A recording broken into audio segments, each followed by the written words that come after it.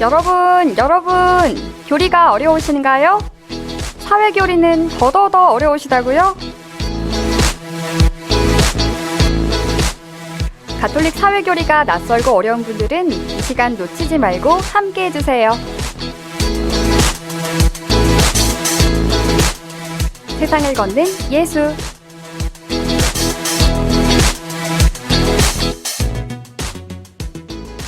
광주대교구 사회사무국장 조정훈 안토니오 신부님과 함께합니다. 신부님 안녕하세요. 네, 안녕하세요. 조정훈 신부입니다. 네, 신부님 한 주간 좀 어떻게 지내셨나요? 네, 제가 지난 토요일 날 장성성당회를 다녀왔습니다. 네. 장성성당회에서 광산 일주구에 속한데 광산 일주구에 속한 각 본당에 생태환경 분과위원들이 함께 모여서 생태환경 연수 겸 피정을 진행했습니다. 그래서 격려차 다녀왔는데 제가 교구 생태환경위원회도 맡고 있어서 갔다 왔습니다. 네. 그날 한 6개 본당 한 50여 명 위원들이 참석을 하셨고 수염들도 오셨고 현재 광산 일지구는 각 본당에 생태환경위원회가 구성이 되어서 연합에서 생태 소식지 또 생태 실천표를 공동으로 발행을 하고 있습니다. 그래서 공동의 집인 지구를 지키는 데 아주 열심히 활동을 하는데 제가 가기 전에 이제 장성성당회를 가기 전에 좀 혼자 실없는 고민을 했습니다. 운전하고 편하게 갔다 올까? 아니면 그래도 명색이 생태환경 연수인데 혼자 기름 써가면서 탄소 배출해 가면서 가는 것이 좀 마음에 걸려서 행동으로 뭔가를 보여주면 좋겠다 싶어서 고민하다가 결론은 자전거 타고 가자 이렇게 했습니다. 자전거요? 네. 네.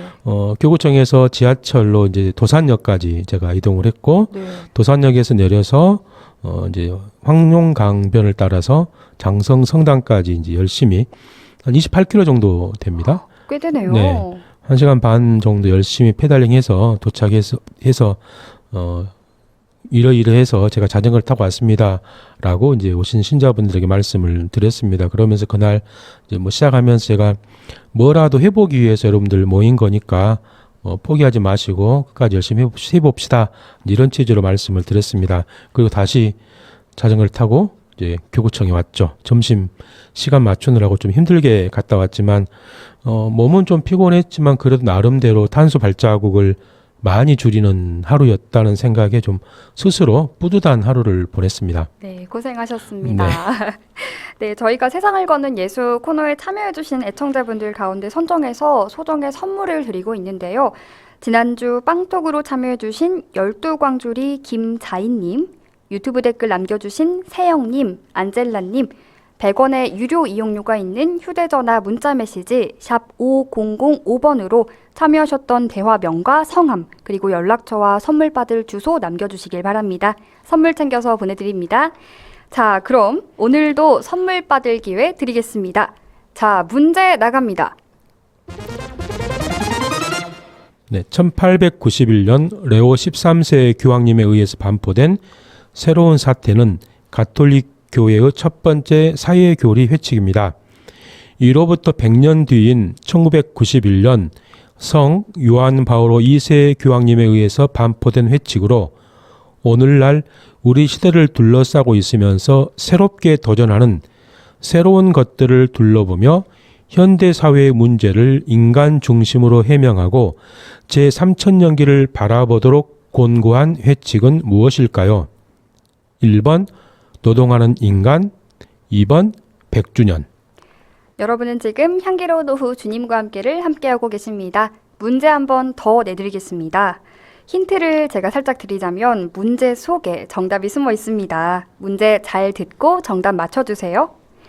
1891년 레오 13세 교황님에 의해서 반포된 새로운 사태는 가톨릭교회의 첫 번째 사회교리 회칙입니다. 이로부터 100년 뒤인 1991년 성 요한 바오로 2세 교황님에 의해서 반포된 회칙으로 오늘날 우리 시대를 둘러싸고 있으면서 새롭게 도전하는 새로운 것들을 둘러보며 현대사회의 문제를 인간 중심으로 해명하고 제3천년기를 바라보도록 권고한 회칙은 무엇일까요? 1번 노동하는 인간, 2번 100주년. 참여 방법을 좀 알려주시겠어요, 신부님? 네, 100원의 정보 이용료가 있는 휴대전화 문자 메시지 샵 5005번으로 보내주시면 되고요. CPBC 빵 앱을 다운받은 분들은 무료 메시지 창인 빵톡 이용해 주시면 좋고 유튜브 댓글로 정답을 남겨주시면 됩니다. 네, 오늘 문제도 정말 쉽죠? 여러분의 많은 참여 바라고요. 향기로운 오후 주님과 함께는 매월 말에 선물을 취합해서 발송하고 있습니다. 그래서 여러분이 생각하시는 것보다 선물이 다소 늦게 도착할 수 있습니다. 100원의 정보 이용료가 있는 휴대전화 문자 메시지 샵 5005번, CPBC 빵 어플의 빵톡, 유튜브 댓글 등으로 여러분이 생각하는 정답 보내주시면 됩니다. 자, 그럼 저희는 지난 시간 복습하는 시간을 좀 가져볼까요, 신부님? 네. 투켓 34항에서 교회는 늘 가난한 사람들과 함께합니다. 그렇지 않다면 교회가 자신의 사명을 저버리는 것입니다. 제2차 바티칸 공의회도 3호 헌장에서도 가난한 사람들을 위한 우선적인 선택을 이야기합니다. 이로써 개인과 교회에 있어 사회적인 중요 의무는 사회적 약자들을 필수적으로 돌보는 일임이 분명해집니다. 라고 말하는데 왜 교회가 끊임없이 가난한 사람들을 이야기하고 가난한 이들을 위한 우선적인 선택을 말하는 것일까? 인간은 하느님의 모상대로 창조되었습니다. 또 창조된 모든 인간은 누구도 소외 없이 행복하게 살아야 할 권리가 있고요. 그런데 자신들이 가지고 있는 가난 때문에 인간의 존엄성이 훼손되고 행복할 수 없다면 어떻게 해야 될까? 우리가 무엇을 할 수 있을까? 혹시 아나운서님 코로나 걸리셨어요? 저 올해 초에 정말 독하게 알아서 네. 열이 안 떨어져가지고 응급실도 다녀왔어요. 심하게 걸리셨네요. 네. 저도 한창 유행일 때 한 번 걸렸는데 저는 그냥 수월하게 지나갔습니다. 다행이네요. 예. 근데 요새 다시 코로나가 좀 유행하고 있다고 우리 흔히 말하죠. 네, 또 주위에 마스크를 쓰고 다니는 사람들도 많이 있고. 맞습니다. 근데 예전과 달라진 점이 있다면 코로나에 걸리면 직장인들은 자신의 휴가를 써야 되죠. 네. 그리고 본인 부담금도 지금 꽤 있는 걸로 제가 알고 있습니다. 그래서 아예 검사 받지 않고 약만 먹는 경우도 많다고 하더라고요. 네. 그래서 실제 코로나 확진자는 드러난 것보다 훨씬 더 많을 거라고 학자들은 이야기를 하고 있죠.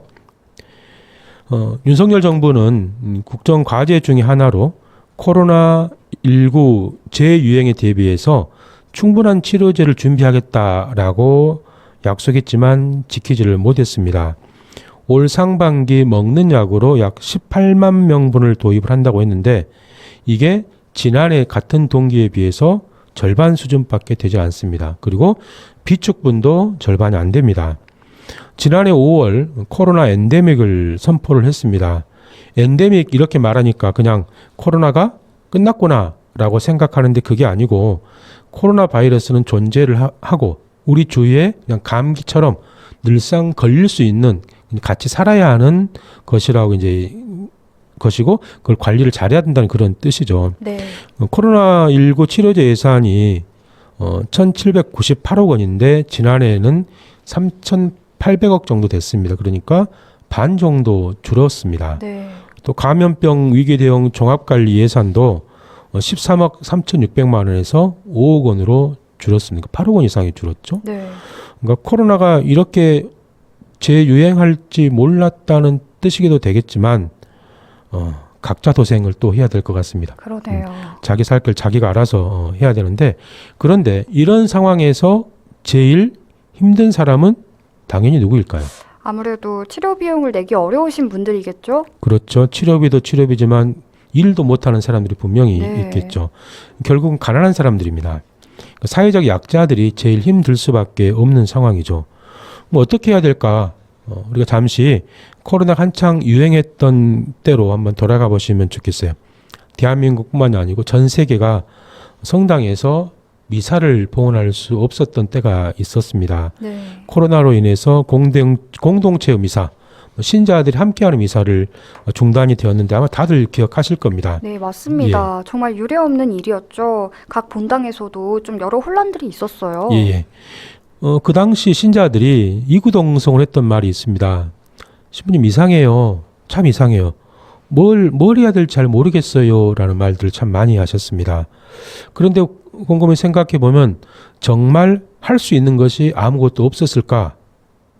성당에 못 온다고 미사를 드릴 수 없다고 해서 우리가 할 수 있는 일이 사라져버린 것은 아니죠. 네. 그러니까 우리 신앙이 사라져버린 것이 아니라 신앙의 행위, 공동체 함께 모여서 했던 그 모든 신앙의 행위들이 잠시 스톱했던 것뿐이죠. 네, 안타까운 시간이었습니다. 미사가 재개된 예. 이후에도 좀 본당 공동체 활동이 코로나 이전으로 다시 돌아가기가 시간이 생각보다 좀 많이 걸리기도 했잖아요. 예. 그래도 어느 정도는 조금 이제 올라오고 있다고 다들 신부님이 말씀들 하십니다. 네. 제가 이 방송을 시작하면서 그런 이야기를 했었습니다. 우리가 하느님을 성당에서만 만나는 것이 아니라 내가 사는 곳, 또 지역, 내가 있는 장소면 어디에서든지 하느님을 만나야 한다. 이런 말씀을 드렸죠. 네. 성당에서만 할 수 있는 일을 못했던 것이지 내가 살고 있는 사회 안에서 할 수 있는 일은 여전히 많죠. 코로나 기간에 뭘 해야 될지 잘 모르겠어요 라고 말했다고 하는 것은 지금까지 우리의 신앙생활이 성당에서만 이루어졌다 이런 뜻이기도 합니다. 네. 신앙생활이 내가 있는 나의 삶의 자리에서 이루어져야 하는데 신앙을 성당이라고 하는 그 공간에 한정된 공간에 가둬놓고 우리가 살았던 것은 아닌지 좀 되돌아 봐야 할 것 같습니다. 네.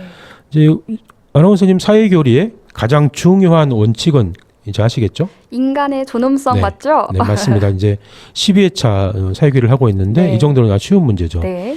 사회교리의 가장 중요한 원칙은 결국 인간의 존엄성입니다.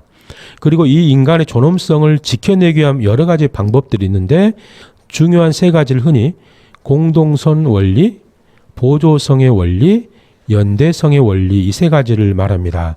그러니까 가난한 이들을 위한 우선적인 선택을 이야기하는 것은 공동선의 원리와 좀 관계가 있습니다. 간추린 사회교리 164항부터 170항까지 공동선의 원리를 설명하고 있는데 우리 아나운서님께서 164항 또 165항을 좀 읽어주시겠어요? 네, 지금 제가 바로 읽어드리겠습니다.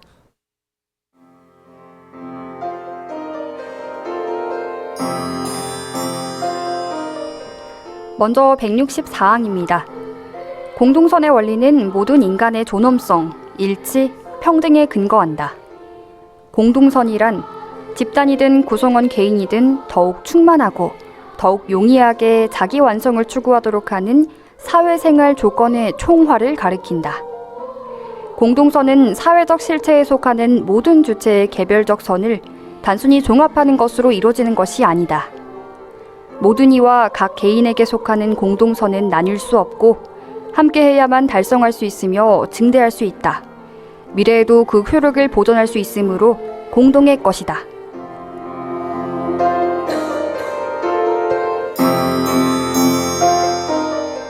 (165항입니다) 인간은 자기 자신 안에서 완성을 얻을 수 없다.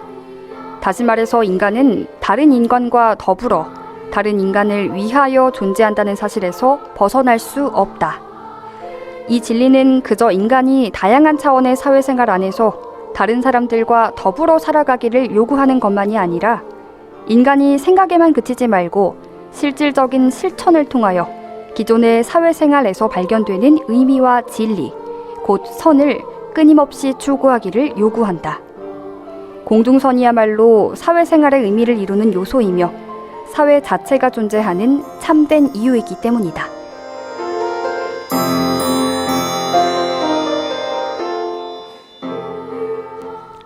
모든 인간은 어떤 상황에서든지 자신의 존엄성을 존중받아야 하고 또 모든 인간은 누구나 행복을 누릴 권리가 있습니다. 그런데 개인의 행복을 찾으려면 반드시 다른 사람, 사회와 공동체가 필요합니다. 그러니까 더불어 함께 행복할 수 있어야 한다는 뜻이죠. 여기서 나오는 원리가 바로 공동선의 원리라고 이제 이해를 하시면 되겠습니다. 한국천주교회 정의평화위원회의 2024년 노동절 담화문의 일부를 제가 읽어드리겠습니다. 사회에는 다양한 법이 있습니다. 그러나 모든 법의 근본 목적은 모든 인간의 동등한 존엄성을 수호하고 가장 약한 이들을 보호하며 공동선을 실현하고 증진하는 데 있습니다.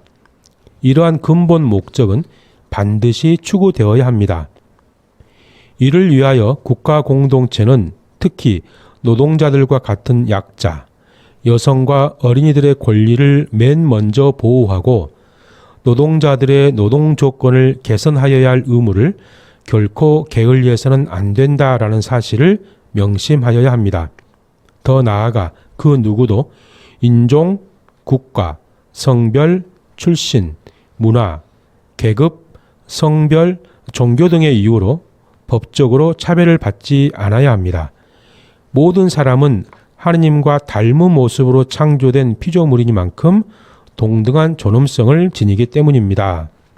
우리 아나운서님, 당군 신화에 나오는 고조선의 건국 이념, 또 대한민국의 교육법이 정한 교육의 이념이 무엇인지 아시나요?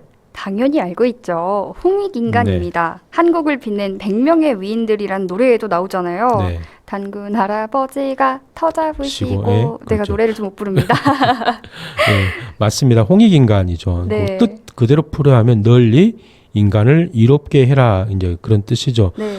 뭐 학자들 좀 다르게 해석하기도 합니다. 그 당시 부족 사회의 모든 사람들이 어우러져서 행복하게 하라, 그런 뜻으로 또 해석하시는 분들도 있습니다. 네. 근데 저는 홍익인간의 또 다른 표현으로 공동선이라고 해도 되지 않을까 싶습니다. 그러니까 끼리끼리가 아니라 모든 이들에게 한 명도 제외 없이 모두가 행복하기를 바라는 것. 그런 의미에서 보면 우리가 잘 알고 있는 최대 다수의 최대 행복이라는 말과는 좀 뜻이 다르죠. 우리 최대 다수의 최대 행복, 학창 시절에 많이 들었던 말이죠. 네, 맞습니다. 제가 그 의미를 좀 애청자 여러분께 더 잘 전달해드리기 위해서 공부를 좀 해왔는데요. 19세기 이래 영국을 중심으로 발달한 윤리적 사상으로 인간 행위의 윤리적 기초를 개인의 이익과 쾌락에 추구해 두고 무엇이 이익인가를 결정하는 것은 개인의 행복이라고 하며 도덕은 최대 다수의 최대 행복을 목적으로 한다고 주장하죠. 이를 최대 행복의 원리라고 부르는데 최대한 많은 사람이 최대한 큰 행복을 누릴 수 있게 하는 것을 공리주의라고 하죠, 신부님? 예, 딩동댕 맞습니다. 네. 그러니까 최대한 많은 사람이 최대한의 행복을 누릴 수 있게 하는 것을 말하죠. 그런데 공동선은 최대한이 아니라 모두가 행복할 수 있게 하자는 것입니다. 비록 다수에게 도움이 된다고 하더라도 소수의 누군가가 고통을 받게 된다면 이건 공동선과는 차이가 좀 있는 것이죠. 네. 더구나 소수의 특권 계급을 위해서 사회적 약자의 희생을 요구하는 사회는 공동선을 침해하는 것이죠. 우리가 헷갈려하는 단어가 있습니다. 공평과 평등이라는 말인데 제가 하나 질문 하나 할게요. 네. 모든 국민에게 25만 원씩을 나누어 주는 것은 공평한 걸까요? 평등한 걸까요? 듣자마자 어렵긴 하거든요. 네. 공평과 평등이 살짝 비슷하면서도 조금 다른 네. 개념인 것 같긴 한데요. 저는 그래도 전 국민에게 25만 원을 주는 거는 공평에 가깝다고 생각합니다. 네. 지금까지는 딩동댕이었는데 이제는 땡입니다. 아, 안타깝네요. 개인에게 25만 원씩을 똑같이 나누어 주는 것은 공평한 것이 아니라 평등한 것입니다. 우리가 흔히 뭐 계산할 때 n분의 1 이런 표현을 쓰잖아요. 네. 이것은 평등하게 내는 것이죠. 네. 그러니까 누군가는 25만 원이 필요 없는 사람도 분명히 있을 거고 또 누군가는 그 이상의 돈이 필요한 사람도 있습니다. 그래서 각 개인의 다름과 다양성을 받아들여서 각자에게 맞게 기회를 제공한다면 그건 공평이라고 이야기할 수가 있습니다. 네. 그 공동선이 추구하는 것은 바로 이 평등이 아니라 공평이라고 이야기할 수가 있습니다. 네. 그러니까 모두가 함께하는 것, 25만 원을 받지 못하는 사람들, 그 사람들은 자신들이 어떻게 보면 차별받았다, 뭐 이렇게 생각할 수도 있겠죠. 네. 그래서 이해가 필요하고 때로는 희생이 요구되기도 하는 것입니다. 또 우리 사회가 이것을 받아들일 수가 있다면 공동선에 한 발 더 가까이 다가간다, 이렇게 말할 수 있을 것 같습니다. 네. 자, 공동선의 원리를 추구하지만 이 공동선의 원리에는 우선순위가 분명히 존재합니다. 그러니까 당장 도와주지 않으면 죽게 될 사람들을 먼저 도와줘야 되겠죠. 네. 그러니까 인간의 존엄성과 공동선을 실현하기 위해서 불가피한 선택이 요구될 때 가톨릭 교회는 사회적 약자의 입장에서 사회적 약자를 우선 보호할 것을 촉구를 합니다. 코로나가 한창 유행할 때 프란시스코 교황님께서 일반 아련 중에 이런 말씀을 하셨습니다. 네, 지난 2020년 8월 19일 수요 일반 아련 강론 가운데 일부 내용을 제가 지금 읽어드리겠습니다.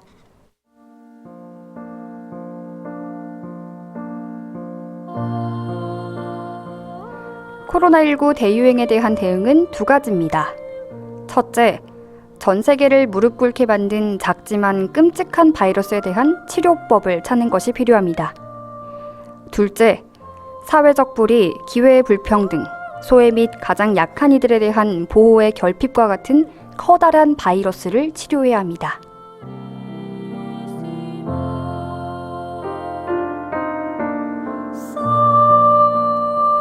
이러한 이중적 치료 대응에 있어서 복음의 가르침에 따라 결코 없어서는 안 될 것은 바로 가난한 이들을 위한 우선적 선택입니다. 이것은 하나의 정치적 선택이 아닙니다. 물론 이념적 선택도 정당의 선택도 아닙니다. 가난한 이들을 위한 우선적 선택은 복음의 핵심입니다. 이러한 선택을 처음으로 한 사람은 바로 예수님이셨습니다. 예수님은 부유하셨지만 우리를 풍요롭게 하시려고 당신 자신이 가난한 이가 되셨습니다. 우리 중 하나가 되셨습니다. 이 때문에 복음의 중심, 예수님 선포의 중심에는 가난한 이들을 위한 우선적 선택이 있습니다.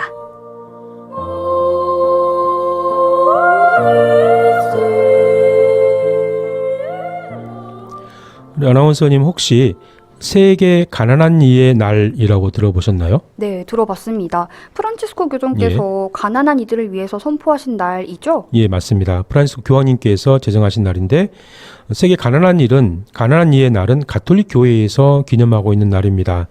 전 세계적으로도 가난한 이들을 위해서 활동을 하는 날이 있는데 1987년 10월 17일에 시작된 세계 빈곤 퇴치의 날이 있습니다. 네. 그러니까 이 날은 빈곤, 가난함에 대해 문제에 대한 인식을 높이고 또 빈곤 퇴치를 위해서 노력을 하기 위해서 제정한 날인데 빈곤 문제의 심각성, 또 빈곤을 줄이기 위한 구체적인 조치, 정책 개발을 촉구하죠. 근데 교회에서 이야기하는 가난한 이의 날과는 조금 다르다라고 말할 수가 있습니다. 프란치스코 교황님은 2016년 11월 13일 로마 베드로 대성당에서 자비의 특별 희년 폐막을 앞두고 매해 연중 제33주일을 세계 가난한 이의 날로 지낼 것을 선포하셨습니다. 네, 아쉽지만 시간 관계상 오늘은 여기까지 들어야 할 것 같습니다. 그리고 저희가 오늘 방송 시작하면서 애청자분들께 깜짝 퀴즈를 내드렸는데요. 이제 정답을 알려드릴 겁니다. 먼저 신부님께서 문제 다시 한번 소개해 주시겠어요? 네. 1891년 레오 13세 교황님에 의해서 반포된 새로운 사태는 가톨릭 교회의 첫 번째 사회교리 회칙입니다. 이로부터 100년 뒤인 1991년 성 요한 바오로 2세 교황님에 의해서 반포된 회칙으로 오늘날 우리 시대를 둘러싸고 있으면서 새롭게 도전하는 새로운 것들을 둘러보며 현대 사회의 문제를 인간 중심으로 해명하고 제3천년기를 바라보도록 공고한 회칙은 무엇일까요? 네, 오늘도 많은 애청자분들이 참여해 주셨습니다. 제가 좀 소개해 드릴까 하는데요, 네. 문자를. 유튜브 댓글로 우리 알리게이리님께서 1번, 노동하는 인간 정답이면 좋겠습니다. 신부님 늘 응원합니다 해주셨고요. 네, 감사합니다. 우리 함강렬 대건 안드레아님께서 정은서 아나운님, 조종은 신부님 안녕하세요. 광주 출장 와서 평방 근처에서 듣고 있습니다 하는데 형제님은 제주교구분으로 제가 알고 있습니다. 네, 반갑습니다. 그리고 우리 프란치스코의 작은 나무 조글라라님께서 2번 100주년이요. 좋은 말씀 늘 감사드립니다 해주셨어요. 네, 이렇게 좀 많은 분들이 참여해 주셨네요. 네. 제주도에서도 와주시고. 전국 방송이 되어가고 있습니다. 네, 그럼 신부님 오늘 퀴즈 정답은 무엇인가요? 네, 정답은 2번 100주년입니다. 네, 정답은 2번 100주년이었습니다. 선물 받으실 분들은 선정해서 방송 끝나고 저희가 따로 연락드리겠습니다. 오늘도 좋은 말씀 감사합니다, 신부님. 네, 감사합니다. 다음 주에 뵙겠습니다. 네, 지금까지 광주대교구 사회사무국장 조정훈 안토니오 신부님과 함께했습니다.